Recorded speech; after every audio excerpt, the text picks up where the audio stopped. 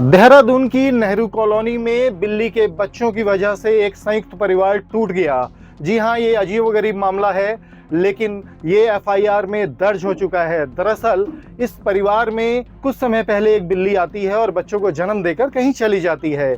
एक भाई का परिवार उन बच्चों से लगाव रखता है, उन्हें पालता पोसता है, उन्हें थोड़ा बड़ा करता है। इसी बीच जो दूसरे भाई हैं, उनका परिवार, वो उसका विरोध करते हैं, क्योंकि उन्हें ये अंधविश्वास है कि बिल्ली के बच्चों को पालना नहीं चाहिए, वो परिवार के लिए अच्छे नहीं होते हैं, उनसे अशुभ होता है।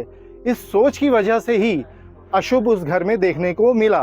हुआ ये कि उस बिल्ली के बच्चों की वजह से 2 बच्चे थे, दोनों भाइयों के परिवार में टकराव होने लगा, झगड़े होने लगे और एक दिन एक भाई ने उन बच्चों को अपने स्कूटर की डिग्गी में भरा, रखा और उनको कहीं दूर छोड़ दिया और इसके बाद घर में झगड़ा बढ़ गया।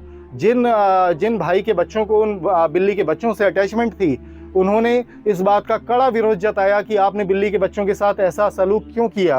उन छोटे छोटे बच्चों को आपने स्कूटर की डिग्गी में बंद कर दिया, उनकी जान जा सकती थी। इस तरह की बातें हुई घर में, जिसकी वजह से कलह हुआ और नतीजा एक भाई पुलिस चौकी पहुंच गया और अब इस मामले में बाकायदा भतीजी की शिकायत पर, लिखित बयान पर चाचा के खिलाफ और उस परिवार में जो अन्य लोग हैं उनके खिलाफ नेहरू कॉलोनी पुलिस को मुकदमा दर्ज करना पड़ा है। इस मामले में पशु क्रूरता अधिनियम और धमकाने की धाराओं के तहत मुकदमा दर्ज किया गया है।